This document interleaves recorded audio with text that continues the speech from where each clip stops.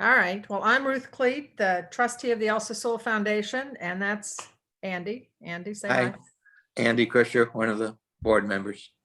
Hi, Andy. Hi. Dick Floyd, one of the board members. Hello. Hello, Jordan Cleet Kusher, Program Officer for the Elsa Sewell Foundation. Hi, Jordan. Hi, Jordan. Well, Nice to see Jordan, you again and meet you.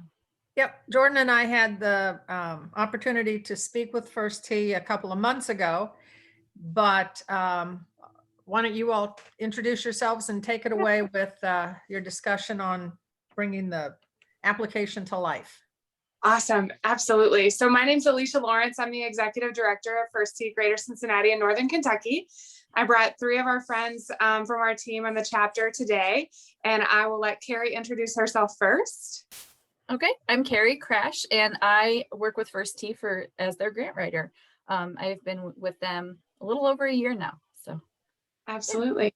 And my then daughter started programming this recently as well, so she's attending their classes. So new participant in the golf course program. yes.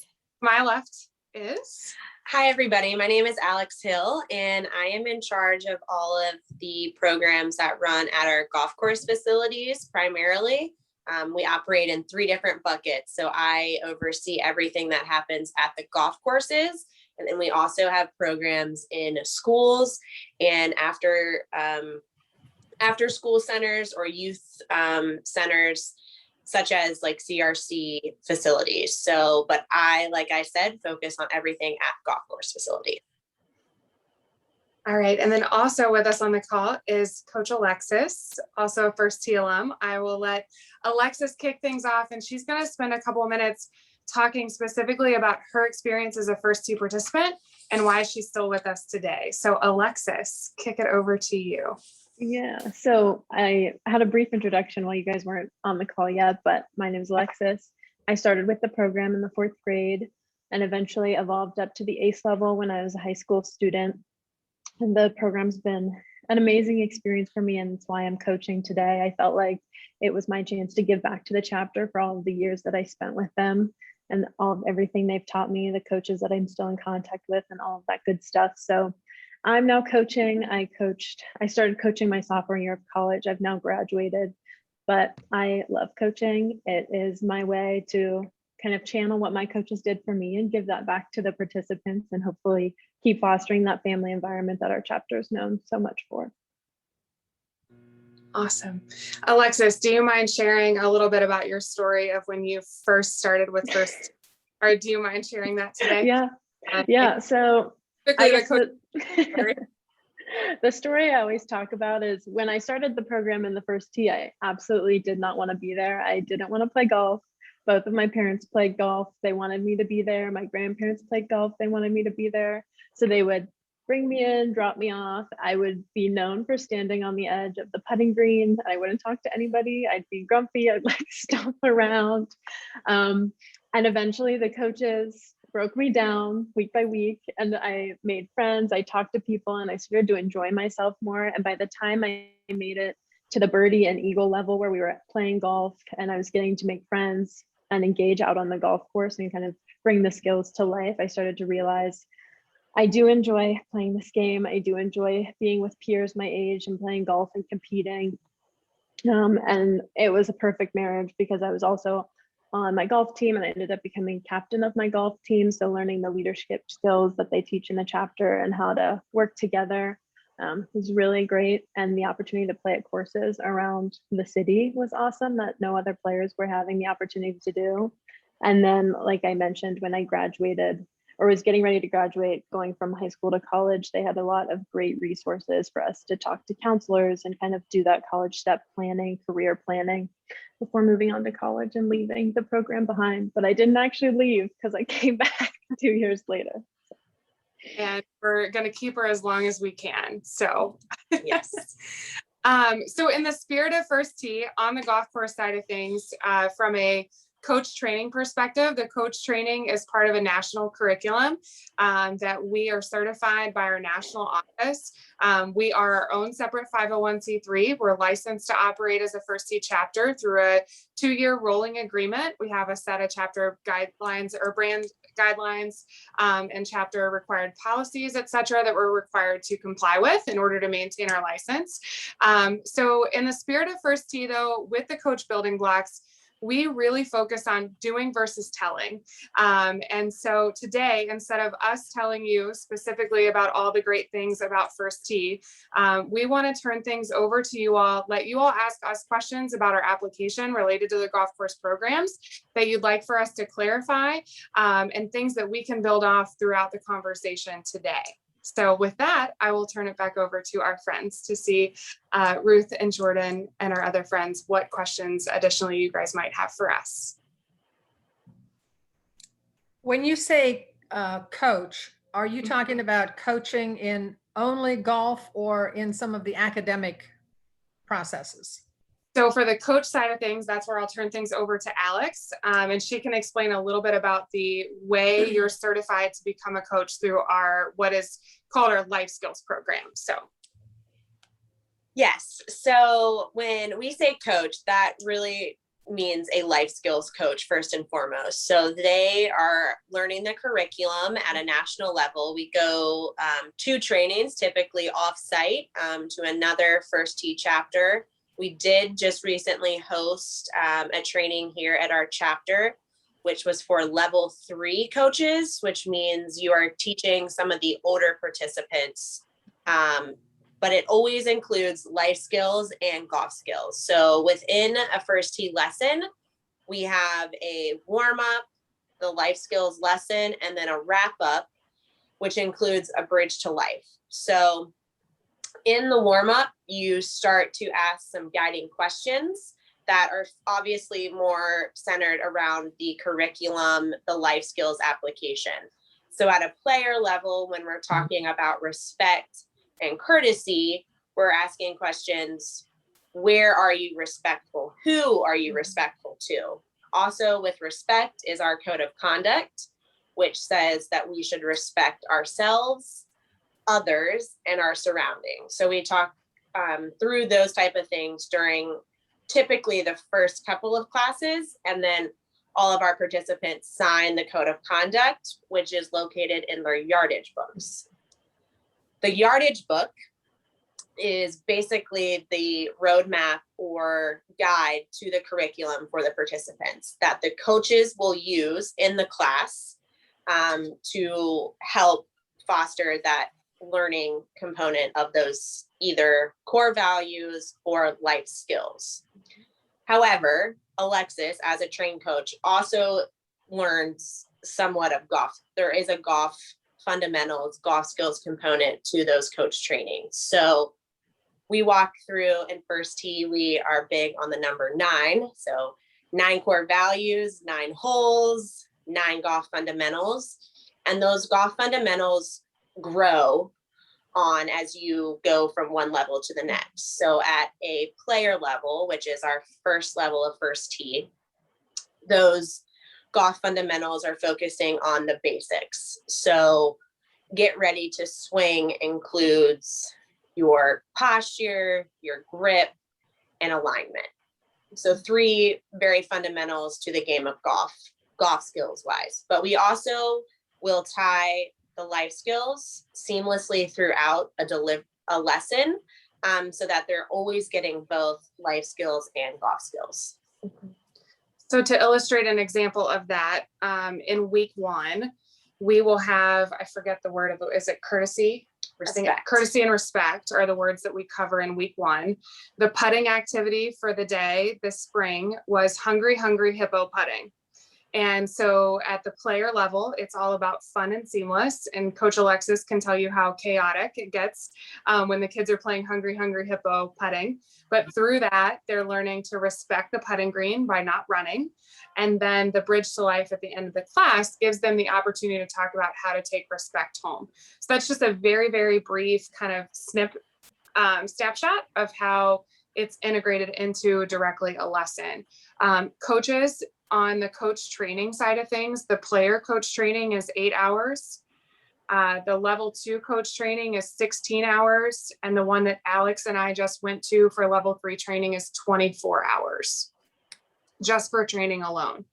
And we walk through 4 coach building blocks. And if you'd like, we can go into more about those coach building blocks and how they all tie together through the progression of the curriculum as a child grows up.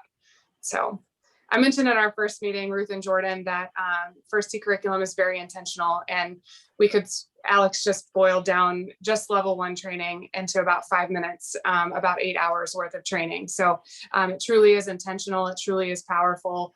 And everything that we do is focused on how do we make it possible and digestible. Such an overwhelming game and such an overwhelming thing about tackling life together. So did that answer your question? Yes, how many, I'm saying that putting green activity, how many kids will you have involved at one time? Yeah, so Alex can explain how COVID, and Alexis, you can lean on this as well, how COVID has kind of shifted the way that we structure classes, the class sizes and the group breakouts, and go from there, and as well as our volunteer breakout. So typically in a class, we will have the typical most capacity is 24 or 25, to where we have, and then we also strive for a 4-to-1 ratio of adults to children. So 1 adult per 4 kids.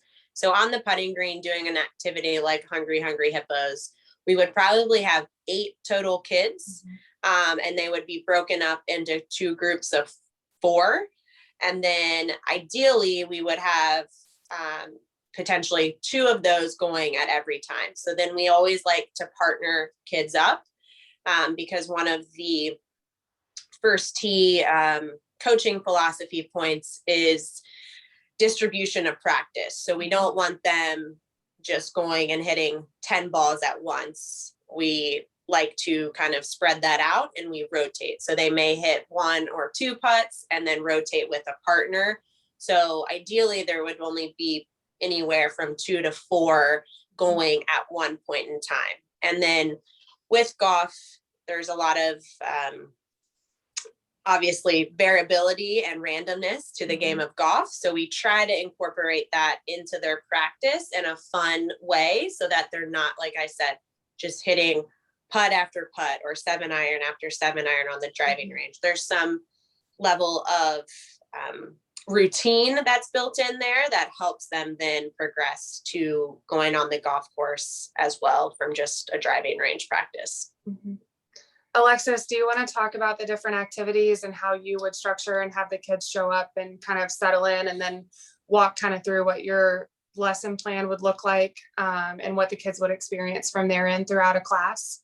Yeah, so for our normal class structure pre-COVID, we would all meet in the yard or a common meeting area, and all 24 kids would be sitting on a bench or a bleacher nearby, and the coach would deliver the founding, like, these are our core values for today, and this is what we'll be talking about. So keep that in mind as we go through them.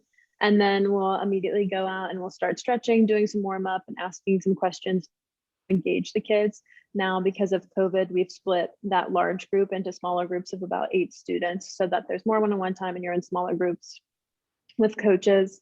And that warm up should really only last about 5 minutes. And from there, we launch into the activities. So we'll go in our 3 small groups to different activities, whether that be on the driving range, on the putting green, or in a chipping activity. So normally there are 3 stations, and then we'll rotate through the stations, spending about 30 minutes at each one. And then at the end, come back together either in our small groups or as that full class pre-COVID, and have the wrap up and the connection to life. What were the core values that we talked about today? How did you use them, or how did you see other people use them? And then how could you apply that to your everyday life? But that's just like a normal flow for class. And one of the additional responsibilities of a coach is to communicate actively with volunteers. So volunteers are provided the lesson plans at least 2 days in advance of the class, so that they can see what the life skills being covered, and then see how they can integrate and reinforce the life skill throughout each station. Is this, how long does a child stay engaged in your program during a 12-month period? Yeah. So Alex, you want to take that? Yeah, so it obviously depends on what is going on in that other child's life, but we have programs that run spring, summer, and fall. So we could have a child that registers for all 3 sessions. So in the spring, that would start right about the end of March and run through the beginning of May. The summer session starts in June and goes through typically the end of July, beginning week of August. And then this fall session will begin first or second week of September and run through October. So that's almost 9 months out of the year that they could be engaged with us. And then 2 years ago, we started an Eagle Ace off season, which allowed our older participants to stay engaged with us throughout the year. Typically, they only have programs during the summer because of school requirements, and with the state of Ohio, the older participants are not allowed to participate in our program plus play high school golf. So during the fall, they have to obviously focus on high school golf, but once that's over, we started a program where they get to come back and we can review curriculum, lessons that they may have not gotten enough information on during the summer, as well as some team building activities just to help those participants become closer as a group and really foster those relationship pieces that First Tee is known for. But throughout a year, if somebody comes throughout the year, like I said, about 9 months that they could really be engaged with us. But we often see that a child may like the spring session and fall, or potentially just comes to us during the summer because of all the other activities they may have going on throughout the year. So it really differs from participant to participant. But for example, 2 years ago, we had about 950 registrations throughout the year. And that correlated to about, I think it was 720 unique participants. So for every participant, we see maybe 1.5 to 2 registrations throughout the year, which would mean that on average, we're seeing kids at least once a session, but typically twice a session throughout the year, if that makes sense. How many kids continue year after year after year? And what's the maximum amount of years or the average amount of years that a child would participate? Yeah, so Alexis, I'm gonna let her share how many years she was a participant with First Tee before Alex jumps into the answer of that question. So Alexis, how many years for you? Did we lose her? No. I was She just may- saying 12th grade, so senior year of high school minus 4th grade, so 8 years. I was with the program as a student. Yeah, How many sessions a year did you participate? I did every summer session. Yeah, I had a lot happening during the school year, so I would only do the summers.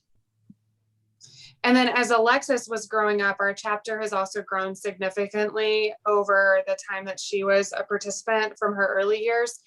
At first, we did not offer, when the chapter first started in the 06 to about 08-09. I believe 2011 might have been the first year when we started offering spring and fall classes. So like the expansion into Butler and Warren County, that this year will only be summer classes. And then we'll be piloting potentially a couple fall classes, but our long-term goal is to have that 9-month exposure opportunity to the participants. So. And where do you operate in Northern Kentucky? In Northern Kentucky, we operate at Kenton County golf courses. So that's in Independence. We've tried to expand into Boone County, and we're still in the process of looking at golf course facilities there. But we also operate in quite a few of the schools in Boone County and are just starting to get more schools onboarded in our school program, which gives kids kind of a first glance at what golf is in a fun environment through the PE class. And the teacher at the school is the one who is delivering that material they either go through an online training process or an in-person training process to deliver those classes in schools. But to go back to your previous question about how long a participant can, so our program officially starts at age 5. So at 5 and 6, we have a kind of a precursor to our life skills experience known for us as Little Chippers. So at 5 and 6, they can just kind of get their feet wet, see if it's going to be something that they enjoy or want to learn more about. And then at age 7, our full life skills experience program starts, and they can grow up with our chapter all the way through age 18. So we have quite a few of our participants who are starting to get in high school who have been with us since they were 7 or 8 years old.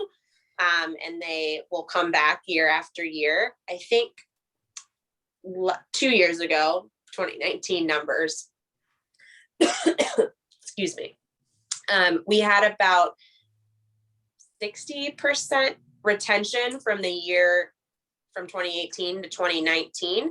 So obviously we have those participants coming back year after year, but we do unfortunately lose some to what we call specialization. So at a 9-10 years old, kids are doing a lot of sports typically, and then they start to want to specialize in one sport or the other.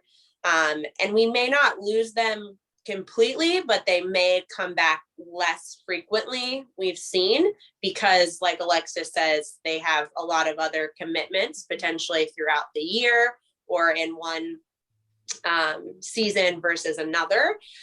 So sometimes kids, when they get to that 10, 11, 12, may take a year off of First Tee and then come back potentially a year later. But we do see a lot of our returners coming back year after year and engaging in the program. Do they see, when they come back, do they seem to retain the life skills that you've laid out for them earlier? I think so. Obviously, I personally think they probably retain more of the life skills than necessarily the golf skills throughout coming back. And I only say that mainly because some of our kids don't have the ability to practice outside of First Tee classes due to their situations and their family life. So the only golf exposure that they're getting a lot of times is at our classes.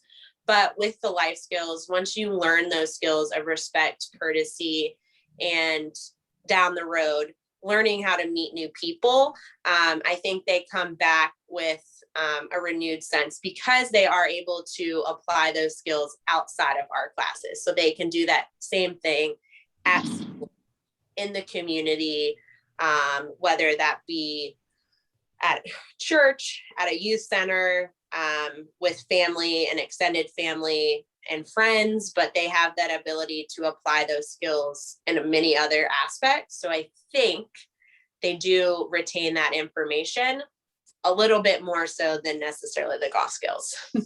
Okay, well, how do you measure those outcomes? How do you keep up with the kids to see what benefits they did get from the program? How do you measure that to report to your donors?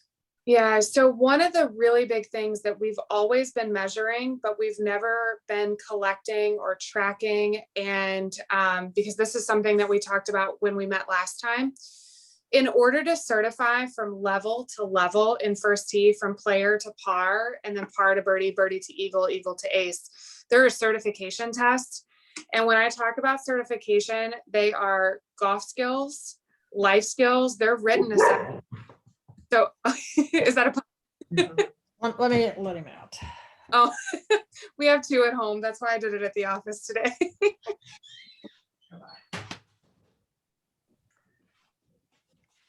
Okay, if he needs to bark, he can bark at the door. I have to ask how old he is. He's 1.5 years. Ours just turned 1 yesterday, literally yesterday. But back to the certification test. So with certification, there are written tests. They cover, there's a golf skills written assessment. There's a life skills written assessment. And all of the kids have to actually pass those certification tests in order to move on. So that's like an 85% or higher. So the margin of error for that is only about two tests. Because in the history of the chapter, we haven't really collected that data and said 80% of kids score, X or higher. I will say that the vast majority of kids that do attempt certification, while we don't have this in a specific percentage, the vast majority of kids that attempt certification move on. And that's because through the coach training and curriculum, the coaches are trained to watch from a summative standpoint. We have summative and formative certification, but from a certificate or summative standpoint, the coaches are trained to look for readiness to certify. And so are the kids exhibiting the respect that they should in order to move on? Are they exhibiting the life skill to move on? And then there are also actual playing certification tests that increase more and more each level. So we've always been measuring that within our program. We just haven't specifically been quantifying those results. So we can provide some like progression rates within those levels. We just haven't, our national office hasn't been tracking, they've been tracking retention more than progression over the past 5 to 6 years. And that is something that at the chapter level, we want to more intentionally focus and track because we're able to say how many kids progressed and they have to at least score 85% on those exams because there's only margin. I think it's to miss 2 questions or they don't pass.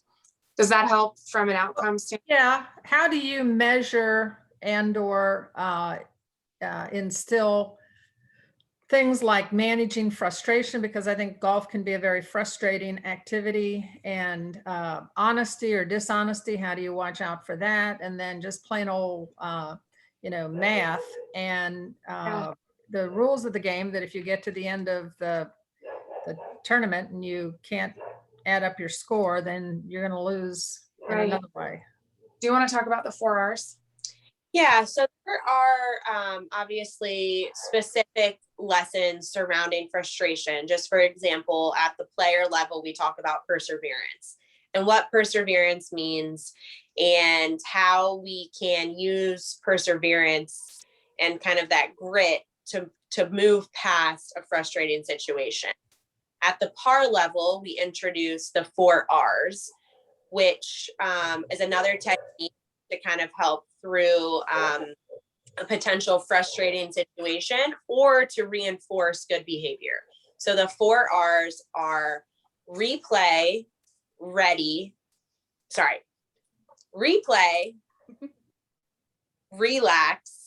ready, redo. So when we say that, replay, so we hit a shot that we'll just say is bad. We didn't do a very good job. So we hit a bad shot. We want to replay that shot in our mind. Then we want to just take a deep breath, relax, think about what we did that didn't result in a good shot, and then what we can do better potentially the next time. So that's after relax, we're going to ready ourselves and know what we want to do better the next time. And then when we step up to the next shot, we're redoing the poor shot and hopefully getting a better outcome. So that's a technique that is taught at the par level, which is the second level, but I think can be applied for anybody, and pretty much anybody can use that technique. At every level, it kind of builds upon itself for more application-based situations. So at the birdie level, we start talking about STAR, not necessarily the 4 R's, and STAR stands for stop, think, anticipate, respond. So now we're taking kind of the concept of the 4 R's and more putting it into a challenge potential situation where somebody's facing a challenge or needs to overcome some level of adversity, and that ability to stop what you're doing, just take a deep breath, think about the different responses or outcomes of what's going on, anticipate potential, adverse factors, challenging factors, and then how you can respond as a result. So just a 4-step process to kind of recollect yourself, think about what's going on, anticipate all of the different potential roadblocks, and then respond accordingly. Mhm. So those are 3 of the techniques that we're teaching. And I think through the certification test, for example,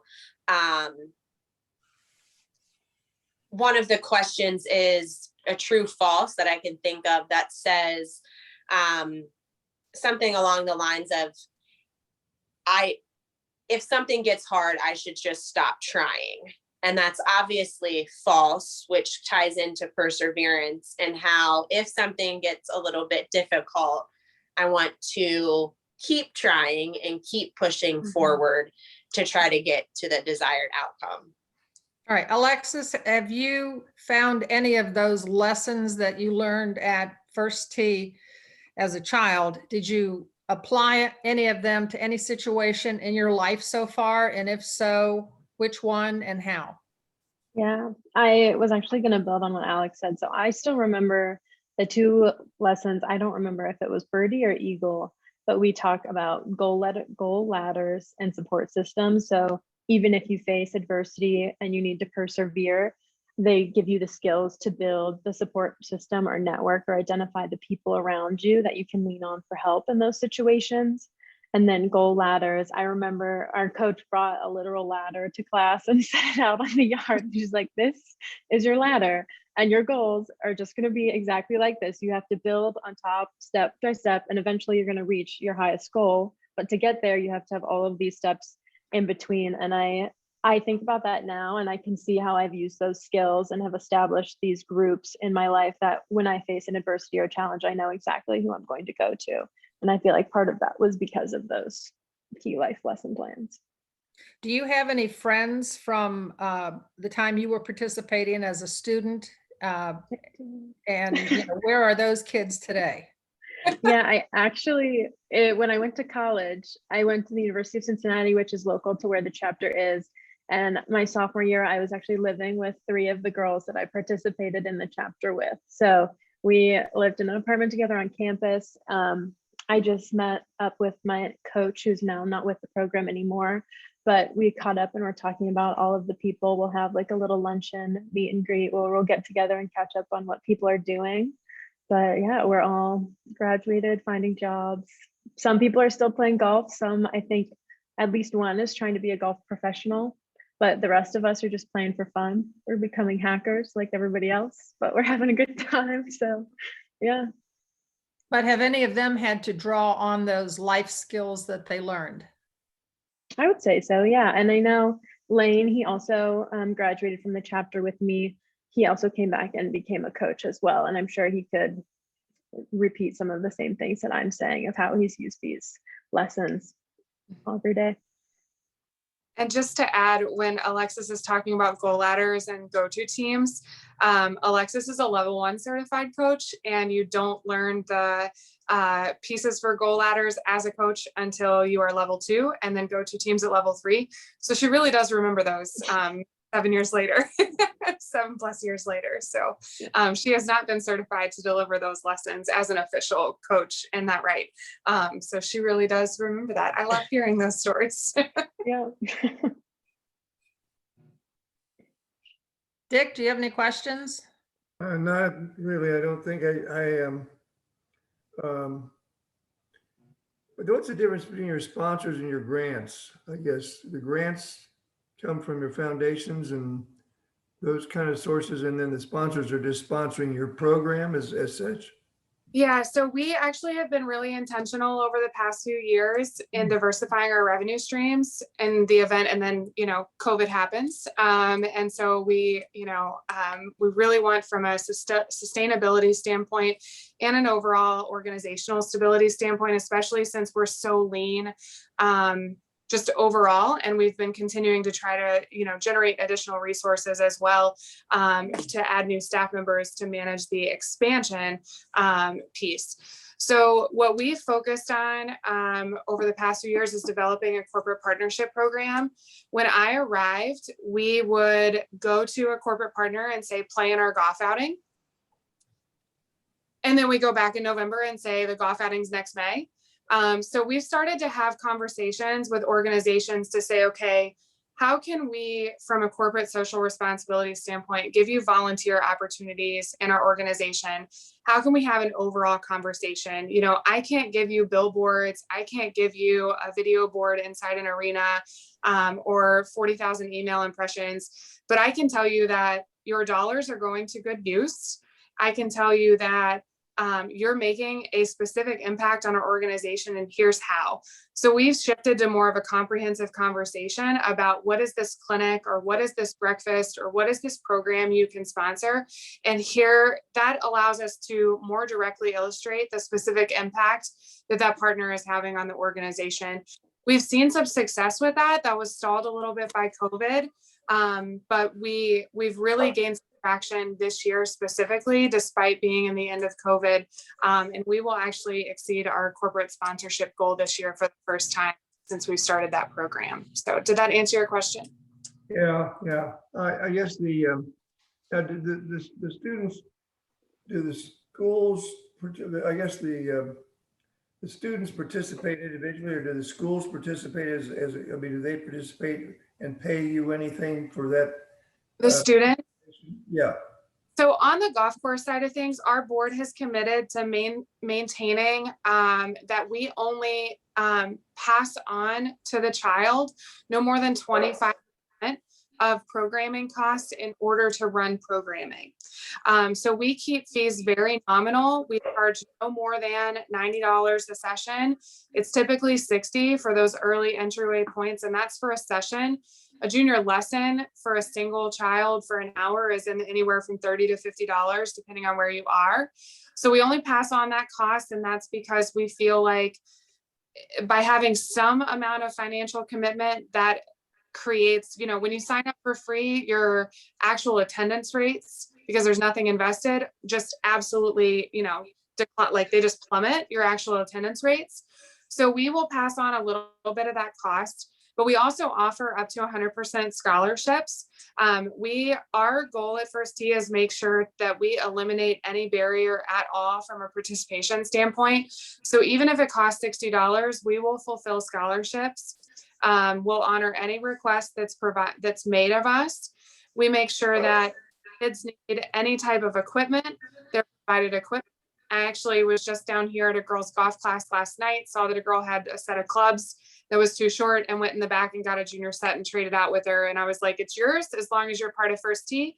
And then when you outgrow that set, come back to me when you're at the par or the birdie level. So we make sure that we do everything we can to eliminate barriers. We also want to set that cost, and this is difficult to articulate in a grant specific application, but by setting that price so small, while it's, you know, $60 may not sound like a lot. If someone is on that borderline of requesting a scholarship, but they don't want to request a scholarship, it allows them, if they're too prideful to request a scholarship, to still make it work if they can. And we have a lot of people who will do that and will still pay for registrations, but they'll still come to us for clubs, golf balls, polos as we come across them, etc. So I can think of one family that comes in the summers, a brother and a sister, that's specifically what they do. So we really try to make sure that we meet the kids where they are, but also help them maintain pride in the process at the same time. So did that answer your question related to that cost? And Yeah, I think so. I guess I think golf is I mean, at least the mindset is that it's a person's, somebody that has the ability to be able to afford golf. It's not something that they can, if they can't afford it, they probably don't ever try to engage in it. So I guess the thing is, I mean, do you have students that are perhaps not financially capable, but maybe that enter into the program, but do you think that, does it help them or not help them? I'll let Alex, but yes, is my short answer. Yeah, no, it definitely, we have a number of families who are not financially capable to buy sets of golf clubs, even at a junior rate where, you know, a bag of 5 clubs may be $200. That'll last, you know, a couple years. So we do have quite a few families that fall into that category where they would not be able to learn or grow in the game of golf without First Tee, and who come to us year after year because of not only learning those golf skills, but how their children are learning life skills as well. And we even have programs where we have a program with the Heart Institute where children who have heart conditions who which allow them or don't allow them to play any contact sports a lot of times are enrolled in our program free and are provided clubs through a private donor who runs a foundation to allow those kids to get to play golf, learn golf, and then grow up learning golf. And all of those families are scholarshiped into our program and fall in a very, you know, 2 extremes. They make enough income potentially to be able to afford it, but due to hospital bills and health conditions, make it a little bit less feasible for them. So like Alicia said, we're always trying to remove those barriers for any family, regardless of an income situation or a financial ability. And then you also asked briefly about the school programs and the cost to schools. Typically, if a school came on and started delivering golf in their PE classes, it would be about a $3,000 commitment. However, we do not charge any school to participate in our program. So we started using a sharing system where we check in and check out clubs, typically within a school district, so that more schools are able to participate in the program and get their kids learning golf and also learning life skills. So in the classes, the lessons that are provided to PE teachers are very curriculum based that can apply to any education standard at a state level. But there is no cost. So that's also something that we fund through either sponsorships, private donation, grant money, especially to get more schools participating in the program as well. Thank you. I have a question. So like in your golf course program, a 6-week program, Yes. and you said it's about 7 classes. So in your 6-week, is that a full day, an 8-hour day? And is that 9 or 18 holes? And are the golf courses, the 6 you mentioned, giving you a reduced fee for this? What's a day if there's 7 classes? I would say that it depends on the level of programming. It depends on the time of year, and it depends on which teaching location specifically. I'll let Alex address that a little bit more, but it's pretty intricate depending on which location it is and what time of year. As you grow up, you spend more time in the classes, specifically in the summer. And so Alex can talk more to it, but. Yeah, so in the spring and fall, all of our classes happen after school for about an hour and a half. Then in the summer, classes happen all throughout the day and either range from about an hour and a half to 3 hours, depending on the level that you're at. As far as the reduced fees at golf courses, for the most part, every one of our golf course facilities provides us range balls at no charge. But then as a child progresses through the program and may start to play on the golf course, and I would say for the most part, we can get no more than 9 holes in a class period. Those golf course facilities do provide us with reduced rates. Typically they have a junior rate, or we even sometimes there's a first tee rate that we will charge, and we always cover those expenses. So it's never put onto the participant. And even sometimes with our older participants who may only get 9 holes in during the class, they may continue playing with other participants, or even a coach or two will go along to help that child progress more, where they may get 18 holes in a day. But within the class period, I would say it's typically a 9-hole playing, but that only happens for the most part at a birdie level or higher. So when the kids are 11 or older. And we really, when we approach a golf course about an opportunity, we approach about our model and the accessibility opportunity to make sure that kids have the chance. And so we really focus on where we can have true course partnerships, because while we're youth development, we want to also build golfers for life. You know, I want Alexis to get together with her, you know, former First Tee, you know, participant or former First Tee alums, and go play golf on Saturdays when they're 55 years old. And, you know, Alex and I aren't part of First Tee anymore. So we want to build that golfer for life, where they're equipped to take those skills beyond. So we approach those relationships with the golf courses of, how can we make sure that we're filling a need for you from a junior standpoint to reach the kids in your course, in your specific geographic area? And this is ultimately the future of the game. So help us help you. And so we really, we've been very, very fortunate as we've grown over time that we have not incurred a significant amount of expense on those golf courses, because those golf courses understand that we are very much one of the larger drivers of the future of the game and the industry. So how, just tell our board members, the grant that you're seeking from the El Sisula Foundation, how will those funds be used? yes, so these will be used specifically for our golf course programs to offset our cost related to running our golf course programming. So anything from hula hoops to program supplies to making sure that we go through.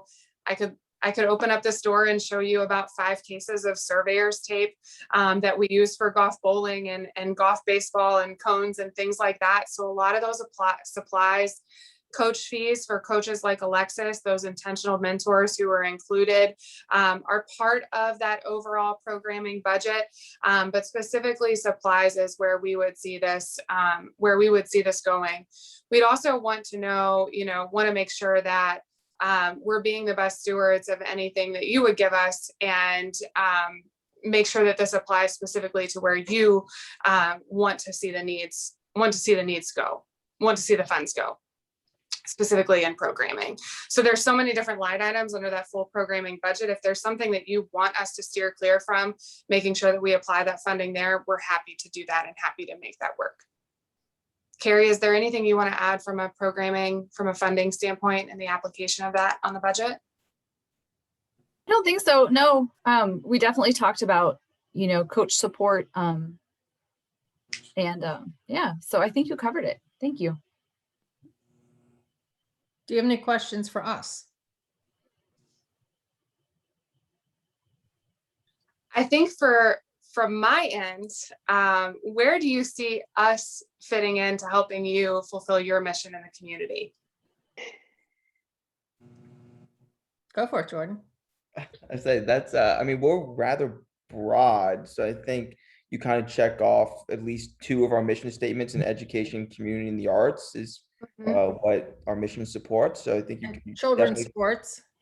Well, I was just going off our 3 big taglines, not the 7, whatever. You can break that into a lot of subcategories. So I was just going for 3. Definitely fit in with the community and the education component. So I think that'd be where you guys would kind of fit in. Not so much art. I don't know if I don't think I could spin an art component, but definitely with education and community. We did have the girls at the girls' golf class last night mark their golf balls because they want to leave their own mark on the world. So that could be art. We can maybe fit it in. Yeah. Might be a stretch. Yeah. And we've started different activities, just as another art piece that's somewhat funny, having kids decorate little pieces of paper that have our core values on them. And then we're creating paper chains that we hang throughout our offices just to be able to see our, mission and vision playing out in the community and how many kids we're reaching in different activities. So we get to see a lot of unique designs and artistic talent at those events for sure. And Ruth, I had another specific question for you related to the outcome side of things. That's a growth opportunity for us just because we have been growing from a programmatic standpoint. Our resources have been stretched, pretty thin about, like I said, I was down volunteering in a class from 6 to, or what was it, 5:30 to 7 last night. And then Alex was over and coaching a class. So as we've continued to grow, we've been in classes a lot. And so one of our opportunities is to continue honing that specific outcome piece. We've registered for an outcome seminar, and Jeannie, who's our operations manager, she does all of our parent surveys. And so we're going to be looking to make sure that we're doing more outcome-based questions versus the output type questions. So what do you look for in evaluating something like this so that we can make sure that we're accurately and more articulately measuring what you'd like to see? Well, first, let me ask, which seminar did you sign up for? It is something there was a Joan Gary blog that I signed up for, and it's in a couple weeks. It was her most recent blog post. Okay. I actually bought the book that this lady wrote that was more about outcome versus output based. Hang on. So I'm just waiting on it to show up from Amazon, but I can't remember the name of it off the top of my head. But I listened to it on Monday morning and I thought, this is perfect. I need to do this. All right, here's, see if you can see that book. It's by Sherry Cheney Jones, Impact Excellence. Yep. And she actually was a speaker at Philanthropy Ohio the same year that I met First Tee. They had a session, or maybe they were part of the same session, but she has a company called Measurements. And then she has another one called Sure Impact, which is some pricey software, but Sure. her Measurements company, I'm not exactly sure what she does, but she's pretty good on showing people how to determine what they're going to measure and then measure it and then report it. Okay. Geez, I guess we always just say, whatever your typical client is, what are Right. your goals for them? And then do you and they achieve them? What do you think, Right. Jordan?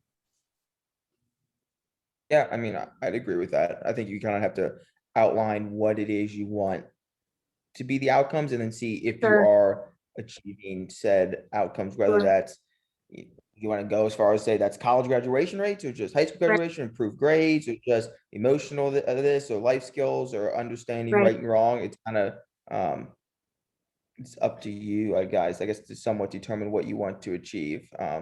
Why do people come to your program? What type of people do you attract? Right.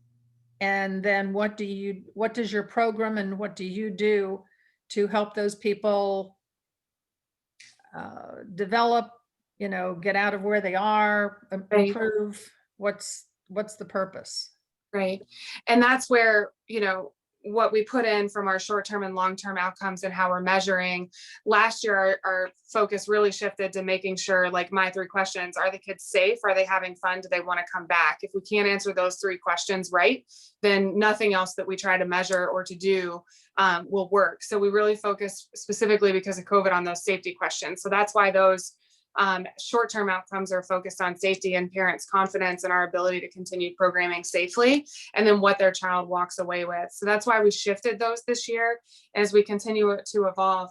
I know we have those from an anecdotal standpoint. It's just as we are growing more and more, all the way down. I think we put in our application about Libby when she wrote about Trust It. She used it in her college admissions essay. She used First Tee in that essay. People like Alexis that come back.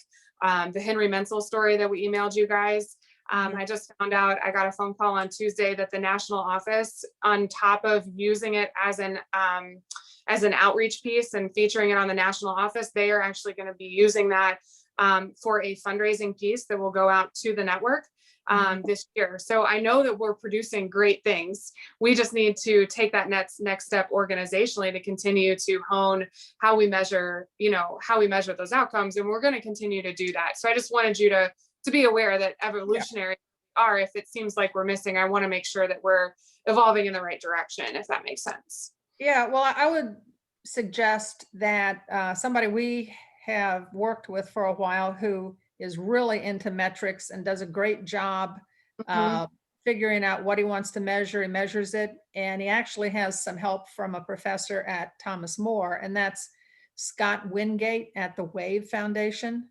Okay. And he's real into numbers and reports. And I mean, he has some great funders because I think they love his reporting of outcomes. Okay, awesome. So those were my 2 questions, Alex, Carrie, Alexis. Anything else? I would just ask, have any of you benefited from life lessons learned in the game of golf or potentially on the golf course? Does anybody play golf and can think of a time where something that either was forced learned or somebody else was able to help you learn maybe through the game of golf or sports in general that has made a difference in your lives? Andy? To answer concretely, no, I gave up golf at the age of 13 because it was too frustrating and I hated it.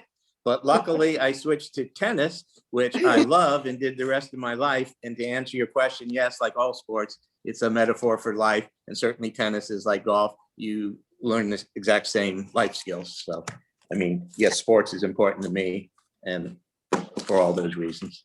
If only your coach would have brought a ladder class like Alexis. Maybe you'd have I'd be in the poorhouse now with fees for golf. I took golf. I started golf. I grew up around golfers when I was growing up because my father was a golfer, and we happened to live in Columbus, Ohio at the time. And Jack Nicklaus was also starting his golf career at the same course. So I was around those people a lot and learned a lot about them. And I produced a lot of golf outings for companies in different places. But I tried golf, and I decided that my best purpose for golf was I had no patience for it. Number one, it just took too long, and so I spent more time working with the golf outings and things of that sort. I did St. Jude's for several years when I lived in Memphis, Tennessee. So I was better at that than I was at being on the course. But so I learned that lesson very early, and so I didn't invest in it much further than that. I think I told you that I started playing when I was rather young, maybe 10 or 11, and really played a whole lot during high school. And then every day when I was in college and law school. And then after I graduated from law school and started working, I haven't played.